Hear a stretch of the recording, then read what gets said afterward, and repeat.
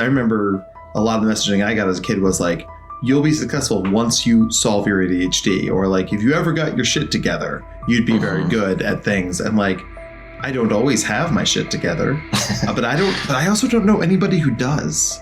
Right. The world is built for and by neurotypical people because that's the vast majority of humans, right? But 1 out of 5 people, their brain is fundamentally different in some way. Understanding your brain, your flavor of neurodivergence, allows you to navigate systems that are highly neurodivergent, highly neurotypical, and a mix of the both. There's nothing more satisfying to me than being able to say to a family or a school, like, this isn't a choice. This kid isn't choosing not to read. This kid isn't choosing not to pay attention. This kid isn't choosing to have significant sensory needs. Like, these are neurological differences. Neurodivergent kids aren't failed neurotypicals. They just need different things. We call this book the Neurodiversity Playbook because the parenting books that are written are not written for your kid, right? It's, the strategies that exist are just not going to fit your kid. And so we need to sort of scrap that and build something bespoke. And then to take that to the next level, don't try to do this alone.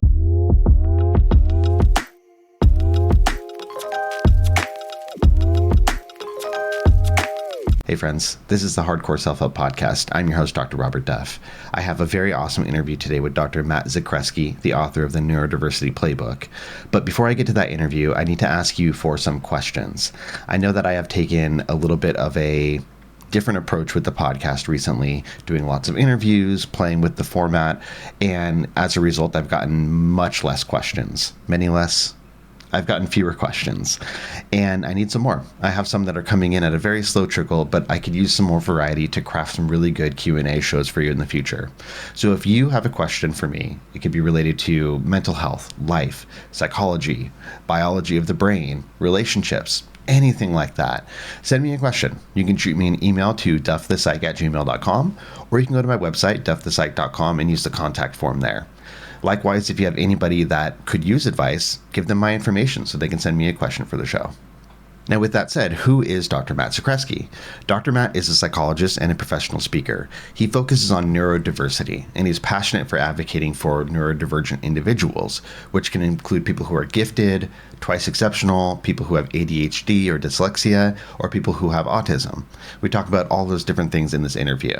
He has over 400 speaking engagements under his belt, and he specializes in breaking complex psychological concepts down into actionable points. So an approach you'll probably like if you're a fan of my work. Today, we're going to be diving into his new book, Neurodiversity Playbook, which offers tools and strategies to help neurodivergent individuals thrive in a world that isn't always built for them. So please enjoy this interview. And of course, like I said, shoot me some questions for future episodes. Enjoy. Okay, everybody, I'm very excited to be sitting down with Dr. Matt Zakreski. Dr. Matt, how are you feeling today? I am so tired. I flew in from our national conference late last night, and I left myself a pretty easy day today. But like the highlight of my day is being here with you, so I'm so tired but excited at the same time. I'll try to keep you awake. I always like asking my guests sort of what we need to know as background. Like, what do we need to know about you to understand why you became interested in neurodiversity as a primary topic? I get that question a lot, and my answer almost always starts with like, the work is personal and professional for me.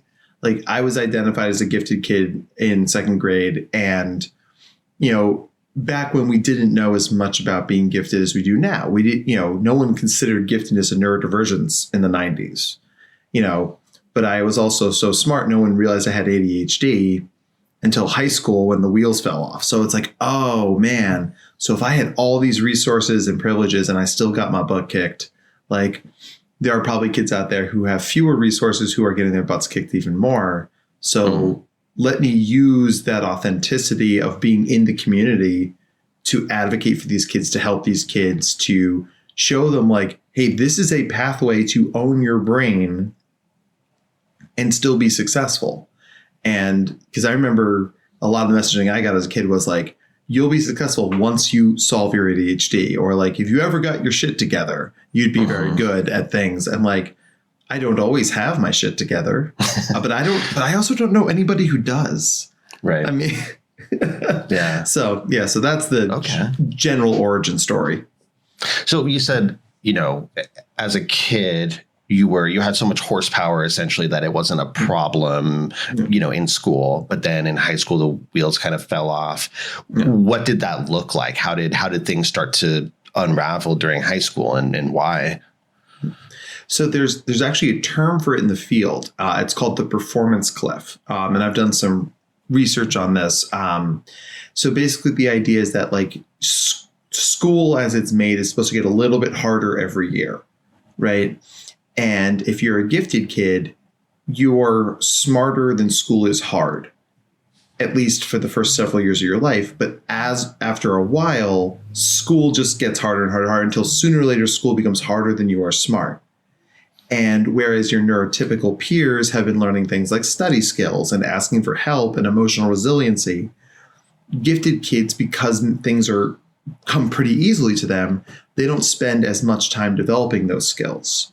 So like in 10th grade, when I couldn't just like white knuckle my way through school anymore, like I couldn't just like flex my brain and work a little harder.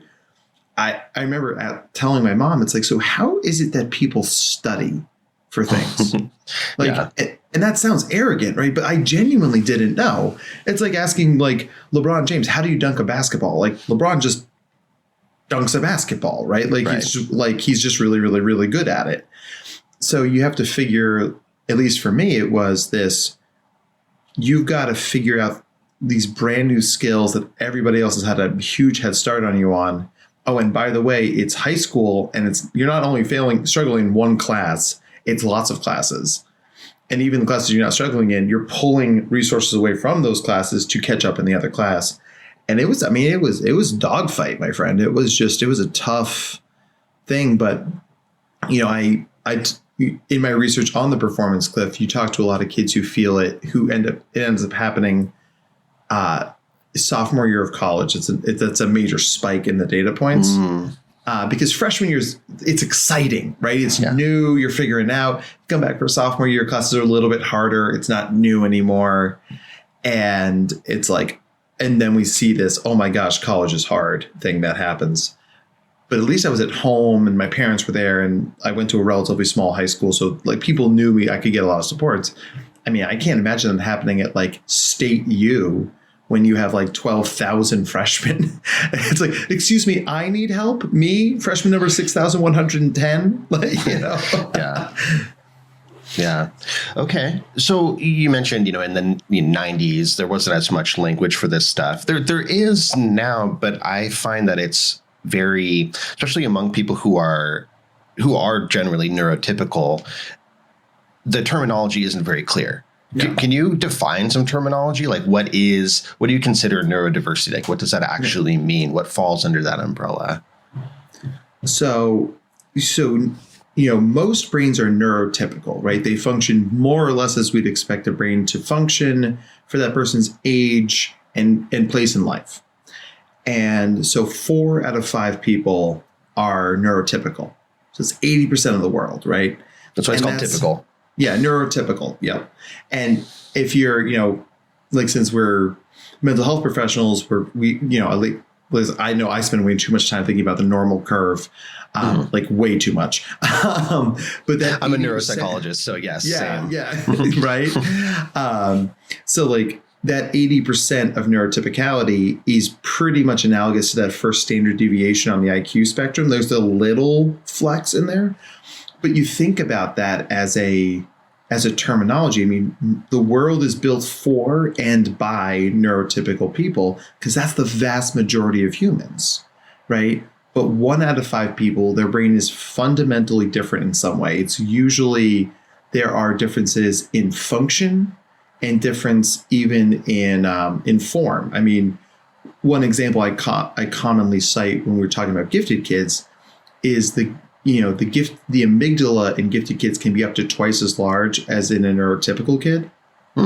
So that's a sizable difference.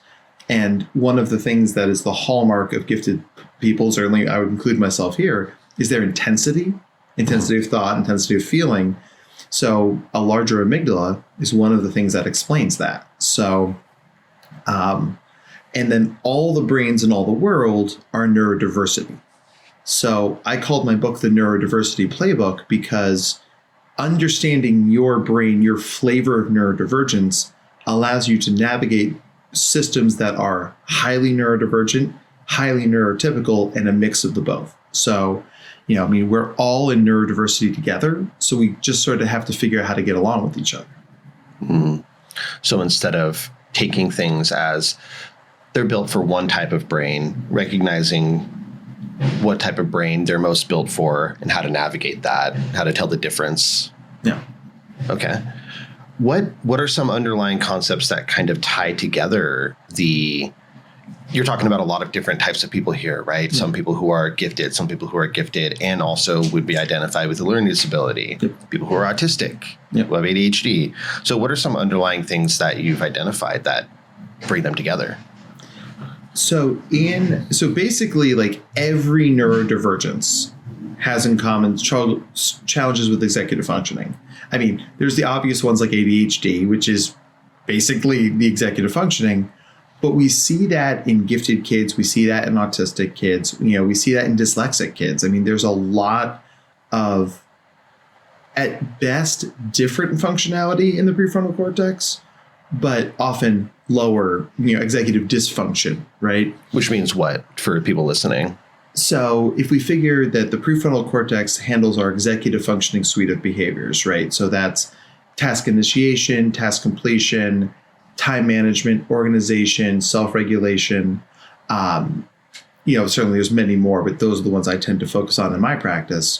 And then I always sort of name this one, especially because I speak at a lot of conferences. This is always fun to do. Wherever I am in the world, I'll ask, what is the capital of the state we're in? And a room full of educated adult professionals will yell it out, right? Boston or Austin, Texas or Madison, Wisconsin. And I always say, great, guys, none of you raised your hands. and that's what they do. They have that sort of awkward chuckle. They're like, oh, no.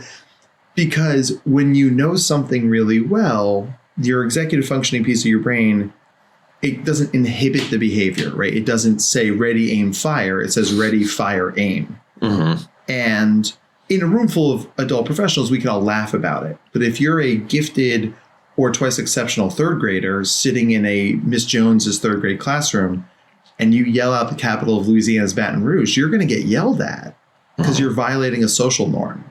Mm-hmm. And that's the source of a lot of challenges with these kids, and adults too. We also see there's a lot of differences in what we call pragmatic language, right? So I always say, we're about the same age. Like, I'm assuming that you watched Friends growing up. Yes, sure. Right. So I always say the difference in pragmatic language is the difference between how you doing and, to quote the patron saint of all things, Joey Tribbiani, how you doing? How you doing? It's the same words, but the implied meaning is different, right? In how we deliver it, tones of voice, body language. And those are things that many neurodivergent people miss, right? And so when kids are younger, you don't see those challenges as much, right? Because kids tend to be actually very strong communicators. Because when they're co-creating a game, they're like, I want you to do this and this and this and this. A lot of things are named and overt. But think about middle school, high school. Then it's like, if a girl that you like says oh my God, stop. Is that, oh my God, stop, like it's flirty? Or is it, oh my God, stop? Right. Like I'm about to call the school counselor, right? Yeah. And if your brain doesn't pick up on those nuances, you are sort of always feeling wrong-footed. And this is where we see a lot of social anxiety, a lot of emotional dysregulation, because kids say I constantly feel like I'm having to translate in real time, right? Like, what do people mean? Mm-hmm. And that's hard. And exhausting. Exhausting. That's a great word for it. Mm. Yeah, because you're running two processes at the same time, essentially. Yeah. Okay, so you're saying executive functioning, those higher level skills, and then pragmatic language, actually understanding the nuance of language, the assumptions that come naturally to people who might be neurotypical. Those are some of the things that tie people together. Is there anything else that comes to mind?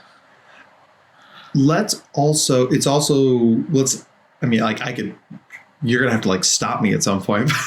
One other thing I like to point out as a very concrete, tangible difference is the basal ganglia. So basal ganglia, right, for our friends out there, it's a reward circuit. It's highly indicated in obsessive compulsive disorder. It's highly indicated in autism. And what we see is that it's highly interconnected with our thalamus, which is our relay station in our brain, and our cerebellum, which is a regulatory system. And I know you know this, but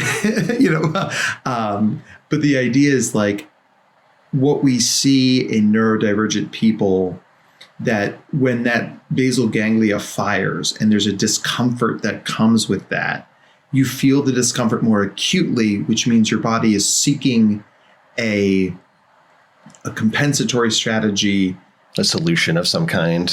Right? The compulsion that serves the obsession, or one of the other major differences in neurodivergent kids, and this was a steep learning curve for me, was sensory needs. So if we think about our parietal lobe on top of our brain, much more interconnected, far more connections to our limbic system. So the sensory input we get is directly impacted by that emotional processing, right? So it's not like, oh gosh, I don't like that sound. That sound makes me want to scream. Or it's like, something more extreme. Right. Mm-hmm. And I tell this story at conferences a lot. I was asked to consult with a young woman here in New Jersey a couple years ago, gifted kid, like good citizen, like everybody loved her. And all of a sudden she turned into hell on wheels, man. I'm like, so they brought me in, they're like, you're an expert in this, see if we can help this kid out. And so we did all the mental health checklists. Like, was it depression? Do her parents getting divorced? Is she being abused? Was she exposed to some trauma that we don't know about? And she denied everything. We're like, what are we missing? And at the end of our third session, I was like, listen, I need to know, is there anything we haven't talked about? Is there anything in your life that's different? She's like, the only thing that's different in my life, Dr. Matt, is I'm wearing this stupid bra. And she had just gone from wearing a training bra to a bra with an underwire in it, and it was too small for her. So she had a tight metal band jamming into her rib cage every day. And that tension, which she didn't have language for, was just causing her to be in a worse mood, and it was building on itself and getting all that negative reinforcement in the environment. So, you and I, like the work we do is not exactly like curative in nature. It's not like, oh, I've solved the problem. But that was the only time in my career where like we did an intervention and the next day the kid was back to normal. I felt like Dr. House. I was like, yes, I am God. I've had situations like that where it's like somebody is hallucinating that they're covered in snakes at night. And it's like, oh, you have striped sheets, get plain sheets. Problem solved. Snap. Yeah. I love it. Okay. Now, one thing I'm hearing as you talk about this is there are some biological, neurological underpinnings for this stuff. You talked about the amygdala being bigger. You talked about some of the circuits being more active. In the parietal lobe, you were saying that like people who are neurodiverse have more, or neurodivergent, I should say, have more connectivity in that sensory portion. Yep. Oh, wow. Okay. So that's from imaging studies and stuff like that? Yeah, a lot of fMRIs. The University of Connecticut, University of Virginia, Johns Hopkins University, Stanford, Northwestern, Purdue. These are the schools that really do this research. So you're not just making stuff up. I mean, I'll send you some citations if you like. Yeah. No, well, it's good to know, right? Because people, I think that people who are outside of that might criticize, like, well, everybody's neurodivergent. Everybody has this issue or that issue. And, having some concrete evidence that there are differences in brains is really valuable information.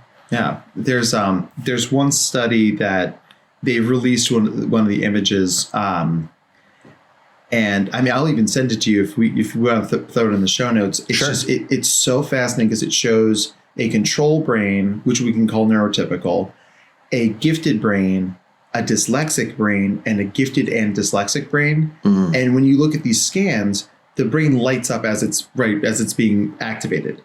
So we see a very particular pattern of activation in a gifted brain and a very different pattern of activation in a dyslexic brain. But the twice exceptional brain that has both of them, it is very clearly the middle ground between those two.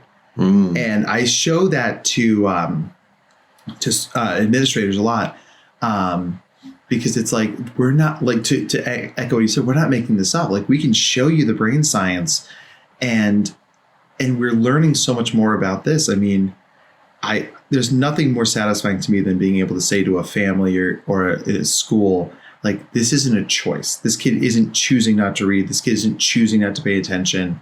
This kid isn't choosing to have significant sensory needs. Like, these are neurological differences. And if we accept that, then what we're doing is we're raising that kid's floor so we can hopefully someday raise their ceiling. Because when we move at this from a place of understanding, then we are trying to translate something that makes sense rather than not trying to fix something that we think is broken. What are some of the approaches or even perspectives that you would consider unhelpful or wrong about neurodiverse people in schools or parenting? So we're really trying to push for a place of universal design. And the universal design is basically the things that are the most equitable are the best practices, right? Like, instead of having a staircase into your school and the ramp is way over there, what if we just had a ramp? Everybody can walk up the ramp, right? Whether you're in a wheelchair or crutches or whatever. We should teach every kid at the level they need to be taught at, rather than assuming that a second grader needs to learn addition and subtraction. Some second graders do. Some second graders still need to learn their numbers. And some second graders want to do calculus. I work with those kids. I sucked at calculus. I don't know about you. I was bad at it. So, like, these kids are like, oh, Dr. Matt, and then I did this thing with this cotangent. And I'm like, yeah, this is awesome. Love it. It's a very, very cool words you're using just now. Yeah. And then, like, from a mental health perspective, it's really sort of focusing on a skill building perspective. Like, I'm going to teach you strategies to navigate these situations, but just like, I'm very extroverted, and I married an introvert. One of the things that really, like, sort of recalibrated our relationship when we were dating is my wife basically sat down. She's like, I'm an introvert. I transmit energy differently than you. I need different things. She said, but I am not a failed extrovert. I don't need to be you. I don't want to be you. I want to do things my way, and I'll meet you in the middle when I have to. And that was, to me, was like, oh my gosh, that's exactly it. Like, neurodivergent kids aren't failed neurotypicals. They just need different things, right? And I can code switch and be very neurotypical if I need to. If someone's like, hey, we'd like you to keynote at our event, I'm like, I am the most neurotypical person. It's like, yes, yeah. Business, numbers. But when I'm with my colleagues or I feel comfortable, I'm certainly a little bit more atypical, let's say. Sure. Yeah, that's a very, very solid point. The neurodivergent people are not failed neurotypicals. Because I think, as you illustrated, 90s, certainly previous to that, that's probably how most felt. Yeah. Yeah. Is that how you felt? Oh, absolutely. I mean, I would like scream at my brain, like, let me just do this thing. Like, why are you doing this to me? Like, that ADHD paralysis where you're laying there on the couch and you're scrolling through your phone and your mom walks by, you're like, my mom would never say, like, lazy piece of shit, but, like, in my head, yeah. That's how it, right? Like, I can't believe you're not doing anything. I'm like, my brain is paralyzed by all the things it could do. And as a result, I do nothing. And I know, for me at least, the ADHD conversations I had as a kid were all about executive functioning, build your focus, so build that muscle. I don't really feel like we talked enough about the emotionality that comes with being ADHD, right? The intense emotions, how often ADHD kids feel angry, but also just the shame, like that deep shame that comes with, like, I am so sure in my heart of hearts that I'm a screw up, and I'm just sort of waiting for somebody to spring that trap on me and be like, yes, we've known you're a screw up the whole time. And like, really just giving kids permission to name that and give that some oxygen, because that's an anchor around your neck, man. It's so hard. Rather than just here are the skills to solve your ADHD. Right. Like saying, hey, yeah, it sucks to be in this world that wasn't made for you and that can hurt your self-concept. No. Sorry, that hurts. Just empathy.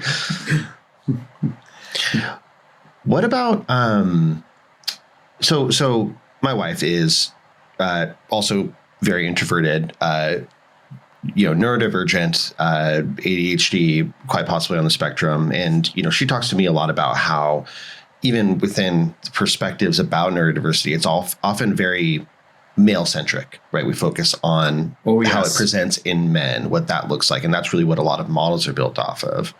Yeah. What are your thoughts about that? Oh man. I also props to your wife, right? Like snaps, like very good. When you were in grad school, did they ever give you the psychology is weird, WEIRD? I do not remember. Yeah. So it's like so many of the studies are white, educated, industrialized, right? Like I forget what the other two are, but like, but we represent that dominant paradigm. And so, I was just actually on a podcast about this. It's called Find the ADHD Girls. And then we're talking about like, why is this a thing, right? So we know that ADHD people in general, boys and kids assigned male at birth tend to be more hyperactive type, and girls and people assigned female at birth tend to be more inattentive type. And this becomes really important because if you're a classroom teacher, and most referrals for this come from classroom teachers, you've got 26 kids in your room, you're not going to notice the quiet kid in the corner who's looking out the window. You're going to notice the kids who are having sword fights with their rulers, or the kid who's like trying to like gargle thumbtacks or climb the flagpole, right? Like You're going to notice the big behaviors. And maybe you've got a small question in your brain about Sally, but her grades are okay and she's a good kid in class, and frankly, you've got bigger problems, right? And at home, like at home you can hide, right? There are fewer demand tasks. And those are the kids who I think really suffer in silence, right? They suffer in this sort of, like no one's going to understand it, because like there's, if you look at the societal, pop culture versions of ADHD out there, they're almost all this hyperactive, ridiculous, awkward, goofy type. And yes, that's a lot of my practice looks like that. But there's something very rewarding about helping a kid see that ADHD is so much more than that. And when we can raise awareness of that, then teachers and coaches and parents and admin, they start finding ways because they're asking the right questions, not just trying to see things through one lens. What are some of those right questions? Like how can maybe a parent listening or a teacher listening or somebody like that not fall into that trap of really focusing only on one subtype? So my go-to there is quiet and compliant don't mean attentive. I think that's really important, right? Because it's very easy to mistake quiet for attending. But I mean, a lot of times in school, I was very quiet. I was like, But in my head, like I'm playing Dave Matthews Band live at Red Rocks. And I'm just like, yep, yep, top notch, whatever, yep. I think that was Millard Fillmore. Love me some Millard Fillmore. That's top notch. Yes, very, very, very good. And when you're a bright kid, you learn how to cut corners. You learn how to like sort of like do what I like to call the ADHD scramble, where it's like, oh shit, that's due in like 6 minutes. Here's something, you get a 91 on it, and nobody knows. And it's funny, like technology in some ways has really helped ADHD kids, because like back in the day, like they would write the homework on the board, right? Read pages 16 through 45 tonight. And teachers tend to write that at the board at the beginning of class or at the end of class, the 2 times in class where kids are most dysregulated, right? And it's easy to think how your hyperactive types are going to miss that because they're running around, but the inattentive types are having trouble doing that task switching piece of executive functioning, right? I was in gym class, now I'm in English class. I need to move my brain from from gym class to English class. But in the way that how much bandwidth that takes up in our brain, that's when you're going to miss those details, those little moments where the teacher's like, remember guys, there's a quiz tomorrow. Your brain's like, so sure busy running other things, right? Yeah, sure, great, yep. I tell parents all the time, it's like, don't let your kid yes you to death, right? Like, ask questions for understanding, not just compliance, right? Like, I'll say to my own kids, I'm like, hey, can you go get me that thing? I'm like, sure, Dad. I'm like, what did I ask you to do? They'll go, I'm like, I'm not trying to catch you. This isn't like a gotcha journalism moment. This is it's easy to say sure, especially when you're a little bit anxious and self-conscious about the fact that you weren't really paying attention, right? And then, but if you can have that sort of vulnerability, resiliency, whatever word you want to use, to say, hold on. I didn't hear that. I did not attend to the thing. I said yes because I want to say yes, but I'm not sure what I'm saying yes to. And if you can normalize those kinds of conversations, then it short circuits the tendency of ADHD kids to get into cycles of blame and shame. Mm-hmm. You should do this, but I didn't do it. Well, why aren't you doing it? Because I didn't know about it, but I told you it. And down and down and down it goes, right? Mm. So, making sure that people actually are following what we say goes a long way to getting out in front of those problems. And not creating that cycle of feeling like they're in trouble all the time for who they are as a person. Yeah. These are great, these are great things to look out for and great tips. I appreciate that. If I had asked you, do you feel like it's any different in women? You might be like, yeah, versus like, what do you have to say about that? Right. So, example in vivo. What's your perspective on assessment? You can go to your doctor and say, I think I have XYZ, can you help me? There are certainly specialists and stuff, but like, what's your perspective overall about where assessment stands right now for these things? I mean, unfortunately, it's still really lacking. I think it's way too tied to the DSM, which listen, we have to have standards of practice. We have to be able to speak the same language, but in one of my workshops, I do, and these are usually geared at teachers or parents and not mental health professionals, right? But I'm like, here are 5 cases from my caseload, kids who were referred to me for something else who ended up also being gifted. What do you think they were referred for? And I'm not citing chapter and verse from the DSM, right? Like, to have dyslexia, you have to be 1.5 grade levels below what we would expect you to be. Like, what does that mean to a 3rd grade teacher? It doesn't mean anything. Yeah. Right. But I can say a kid who works their ass off not to go into the English class, a kid who is always losing their book, right?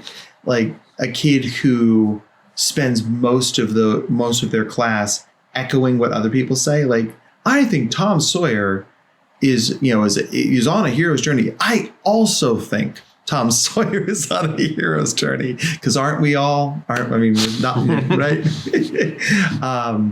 So I like to do that stuff because that's what assessment to me is really about. It's capturing what it looks like and feels like in the real world.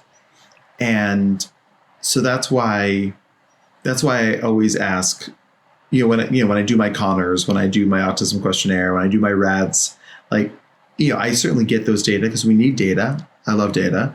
But on the other side, like, I am also trying to always ask those Confederates, like mom, dad, soccer coach, CCD, Girl Scouts, Boy Scouts, with my high school kids, I'll like, if you'll give me permission, I'd love to talk to your significant other.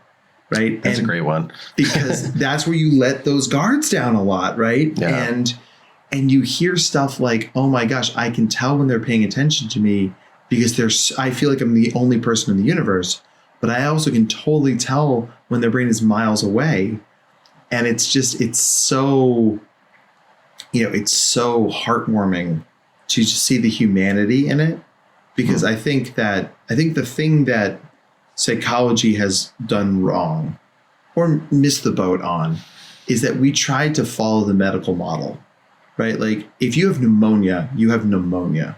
Like it's a thing. That's what that is. We can see it on the scan. My kid in the other room literally just got a chest X-ray and has pneumonia right now. It's everywhere. I mean, I'm pretty sure my kid has it too. Like it's got that very, very typical raspy cough, right? It's like a very much a thing.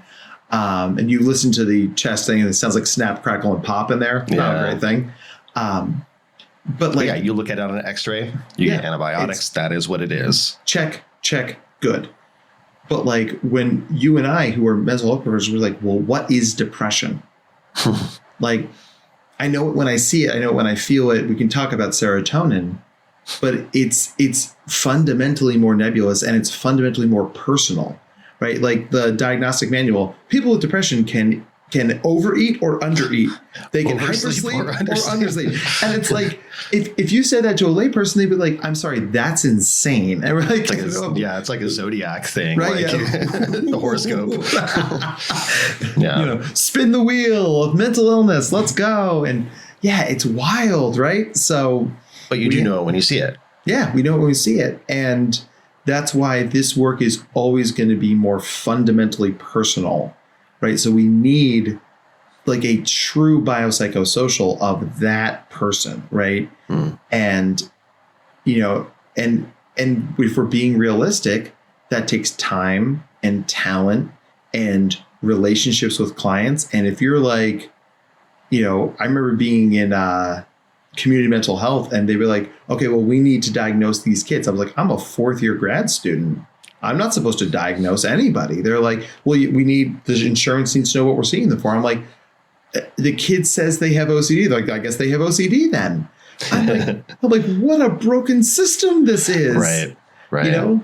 So it's, and then that stays on their problem list for the rest of their life. Forever. Right.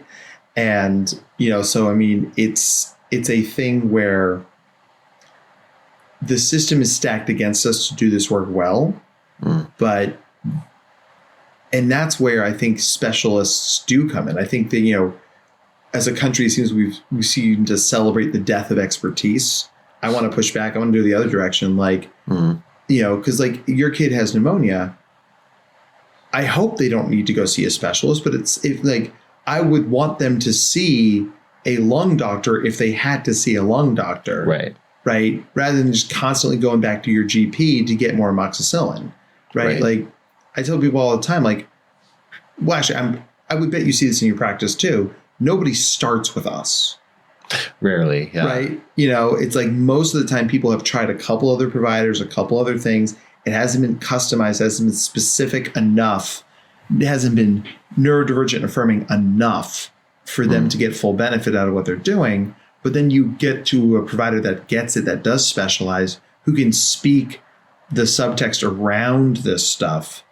And I think it's much more affirming. I think people feel more seen and then they get better faster, which is like the weird part of what we do is like we need to make ourselves irrelevant. Like, I don't want you to see me forever, right? I want you to go on, live your life. We're not chiropractors.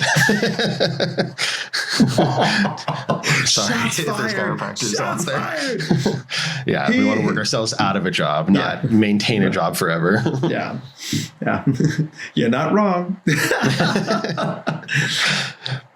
Before I ask you some specifics about the book, there was one, I send out a few kind of screener questions to my guests. And one thing I like to ask is something you don't talk about enough. You don't get to talk about enough. And what you wrote down was making therapy work for kids. Yeah. What do you mean by that? I think that a lot of times, so my mentor in grad school, a tremendous psychologist named Dr. Michael Cassano, he's like, I was great at manualized CBT treatment. Like I would do these R1 studies and my protocols always looked the same. I did this intervention, then this intervention, then this processing, then this intervention, and then here's your worksheet, go home. And he's like, you're never going to be that guy. Like you are too individualized for that. And he's like, and that's not a bad thing. But I think kids need to feel safe. And they need to connect to things at sort of a more fundamental personal level. So I can't tell you how many parents are like, well, Johnny has got to get his grades up. I need Johnny to get his grades up. And I talked to Johnny, he's like, I couldn't care less about my grades. I'm like, yeah, I get that. I didn't really care about my grades in high school either. I was like, but I know you're on the tennis team. He's like, yeah, I got to keep a B average or I can't play tennis. I'm like, so let's keep that B average so you can play tennis, right? Mm-hmm. So you can have a date to the prom for somebody on the other tennis team, right? Like that we can make that happen. But, to build that rapport with kids, because the trust is so important. Like a lot of times, like I play a lot of Uno. Like I have a lot of, I cannot tell you how many fanfics I've read, or like had conversations about deep Star Wars canon. Because now listen, I'm a professional to build rapport with right. I'm a professional nerd, right? Like I was like, absolutely, we'll talk about Lord of the Rings back canon with you, absolutely.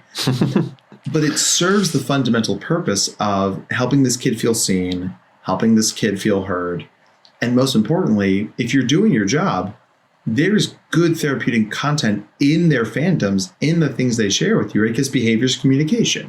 Mm-hmm. Right? If a kid wants to talk to me about how their favorite superhero is Deadpool, not because he curses all the time, but because Deadpool is sort of like omnisexual.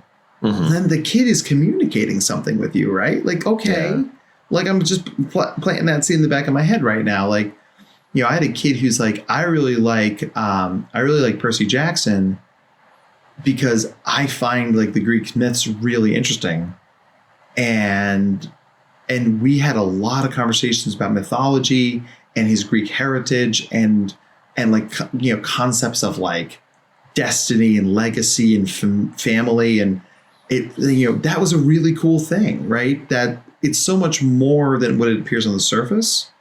But I think with a lot of the adults I see, like they come to therapy like, hey, I had a fight with my partner. Can we talk about that? There's like concrete, direct to the point.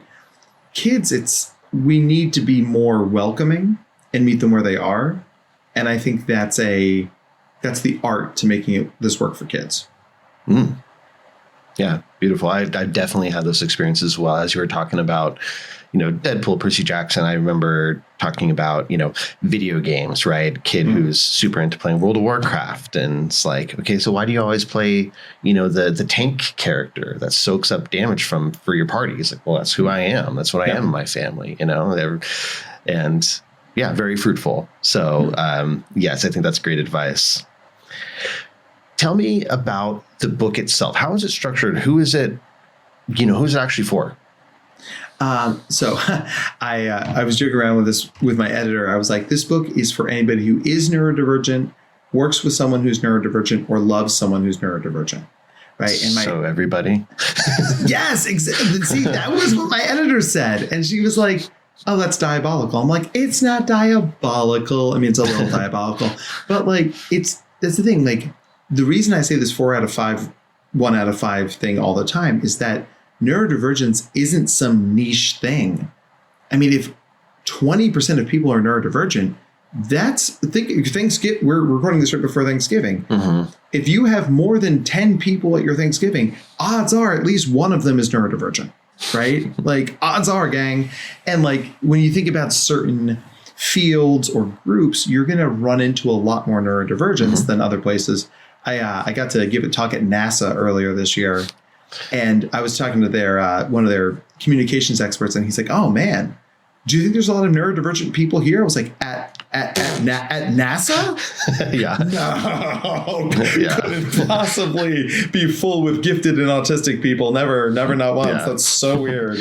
And so, like, yeah, I mean, regardless of where you are in life, you're going to run into a neurodivergent person. And if you have a playbook that helps you connect with them more effectively, you are getting the best version of that person. And we know that neurodivergent people are often underutilized resources. So it's whether that's in the classroom, the boardroom, or in your family or in your kitchen, like tapping into that stuff is like, it's lighting a rocket ship. You just need to know what's the fuse. Mm-hmm. So tell me more about the book then. So what is it like? How is it structured? What is the book? What is it? So it started as me sort of writing down my 10 most popular talks. Okay. And then I realized they didn't have a through line. Like it was just 10 chapters of me giving talks. And frankly, you can find that on YouTube. Right. Mm-hmm. And I realized that one of the things I have always felt in my life as a neurodivergent person is that everybody else seems to have access to some sort of code, some sort of like neurotypical monoculture that like, did you all have a meeting and not invite me? Was like, did I miss the Facebook invite? What's the deal here? And how othering that can feel. And yet to not have kids have to mask all the time and pretend to be neurotypical, or how to try and turn people's brains from neurodivergent to neurotypical, because we don't want either of those ideas. So the metaphor that runs through the book is how to crack the code, right? And it all comes down to the idea of code switching, right? So I mentioned before, like if I'm trying to book a keynote somewhere, I'm very professional, I'm very poised, I'm doing all the things I need to do. And when I see a client who's like gifted, ADHD, autistic, dyslexic, and it's just bouncing all over the place, like I'm going to let myself be as, neurospicy as I need to be to do that. So it's not about selling yourself out. It's about developing another code, the ability to switch languages to navigate different worlds, because I want my neurodivergent clients to get jobs and have dates and be successful in college interviews and everything else that the broader systems of society require us to do in a very particular way. Mm-hmm. Right. So, so I hate these books that are like, that they sort of baby it, like, oh, like, you just got to love yourself. Like, that's not anything. Or it's like all this like brain science and theory, but nothing tangible. Yeah. So to me, like if my talent as a psychologist and a speaker is the ability to take a concept, distill it to an action point and say, hey, so when you're in a conversation with somebody and you want to leave the conversation, right, here are some strategies that you can use to exit a conversation that are not considered rude, but also don't mean you have to stay in there for 4 hours as pee drips down your leg because you don't know how to exit a conversation, right? And I find that when you can give people strategies, you add tools to their toolbox, and then then you get into this wonderful thing where they feel more competent, so they feel more confident. When they feel more confident, they feel more competent. When they feel more, and it becomes a virtuous cycle, not a vicious one. The conversation ender is a good example. Do you have any other kind of practical tips in there that you might throw out as an example that you give in the book?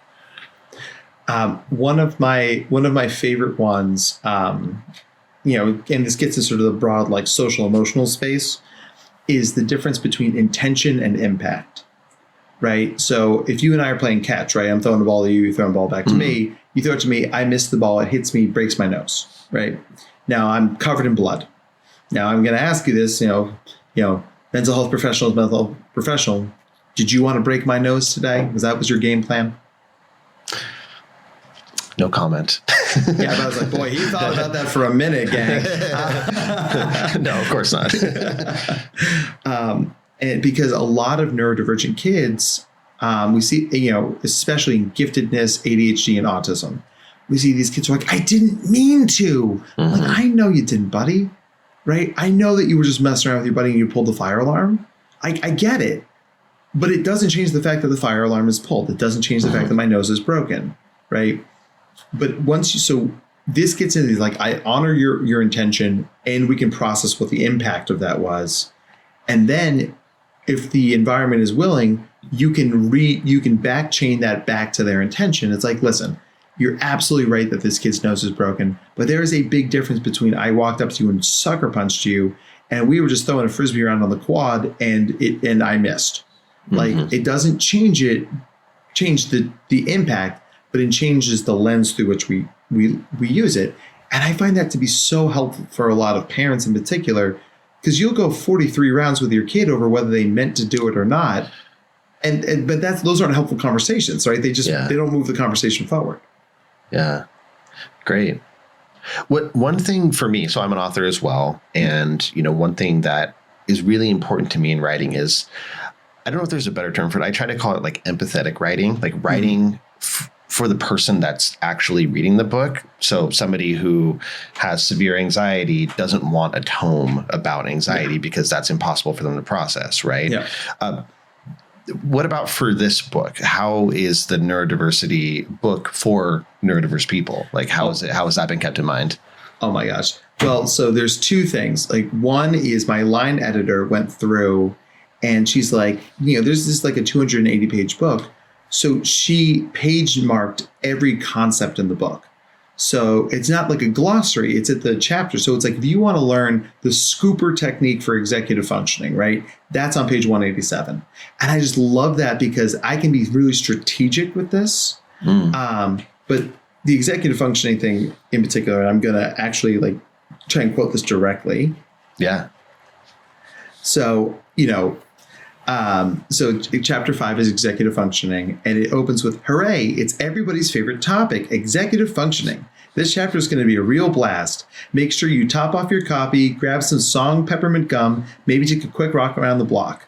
We have to get our brains and bodies ready to talk about executive functioning. So if you're listening to this audiobook, feel free to bump up it to 1.5 speed and get yourself a treat, because this is going to be hard for you, but it's really necessary. So we are absolutely level setting. Like, I'm throwing in some strategies, but this isn't like, I'm not the sage on the stage. I'm the guide on the side, right? Like, I know this is hard for you to listen to or hear, because how many times have you heard some version of this conversation in your life? It does not end with me handing you a planner and say like, hey man, use this planner. It's going to solve everything, right? Because that's not empowering. That's not specific. And I just, so it's sort of filled with moments like that where like, I'm trying to be it's almost like breaking the fourth wall, honestly. Like, I'm just like, hey, I'm going to speak directly to you right now. Like, this is a tough chapter to read. Give yourself some self-care, or like, if you feel free to skip through the parts of this you don't need, right? Take what you want, leave what you don't. Good. Yeah. Did you record the audiobook? Like, is it you reading it?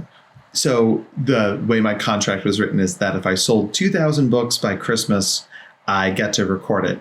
And we have just crossed that number. So sometime you will be recording it. Yes, I am so excited. I put in a whole thing in there about thought changing, just so I can do my Christopher Walken impression. And I was like, I get to do it. It's gonna be. How does your wife feel about that? She's like, that's a good one. She's like, not all of your impressions are good, but that one I've worked really hard on. Very good. Yeah. Well, hey, congrats about that. That's awesome. Thank you. So that implies that the book is already doing well. Yeah, it's exceeded my wildest expectations. I mean, I never thought I would write a book. I would never thought people would want to read it. And here we are, and like, we're still tracking #1 in gifted education. And that's been almost a month now. And, nice. It seems to really have some staying power. I mean, we sold so many books at the national conference. I mean, it almost brought me to tears, honestly. It's so flattering, I guess is the word I would want to use. And there's no false modesty here. I'm not a good enough actor to have any false modesty. I'm like, no, this literally blows my mind, right? I am shocked by this. So it's a nice problem to have. Amazing. And that means it's going to hopefully really help a lot of people. And that's the idea, right? So that's awesome. That's awesome. Before we start wrapping up, what would you like to say last to the people listening, in terms of, there's a lot of people out there who are neurodivergent. There's a lot of people out there who may be raising neurodivergent kids. Is there a final piece of wisdom or advice that you might have for them? Absolutely. And we call this book the Neurodiversity Playbook because the parenting books that are written are not written for your kid, right? It's, the strategies that exist are just not going to fit your kid. And so we need to sort of scrap that and build something bespoke. And then to take that to the next level, don't try to do this alone. They say it takes a village to raise a child. Do you know the rest of that proverb is that, and it takes a village to raise that child's parent? right? So is that true? Yeah, I mean, it's the full version of the quote. Just like you people always say the customer's always right, but the original quote was the customer's always right in matters of taste. So, right. So important context there. Yeah, very important context, right? So go to your state gifted organization. See if you can go to the National ADHD Conference. There are the actually autistic group puts all these panels together, and it's one of those things like, even if you never meet these people in person, even if you're just dialing into the webinar, like my colleague Debbie Steinberg Coates, she has a group called Bright and Quirky Kids, and they get kids from I've seen kids from their webinars from like UAE to New Zealand to Nepal to like San Francisco, right? But the power of community educates us, lifts us all up, and most importantly, it feels like we're not alone, right? Because being neurodivergent can feel very lonely. Do you mind sharing some of the maybe links to some of the good organizations as a starting place that I can throw into the show notes? Absolutely. Cool. I know it's always hard to know between organizations or Facebook groups or where to start with some of these things. Awesome. Where should people be looking out for the book? Where would you like people to search for it? Well, so you can buy it on my website, drmattzakreski.com/book. We really overthought that one. You can also get it on Amazon. I have an author page and everything. And if I am at a conference near you, I will almost certainly have them with me. So I'll sign it for you and everything. Awesome. Yeah. Cool. Thank you very, very much for spending some time with me. It's been a pleasure. And I want to congratulate you again on the book doing really well so far.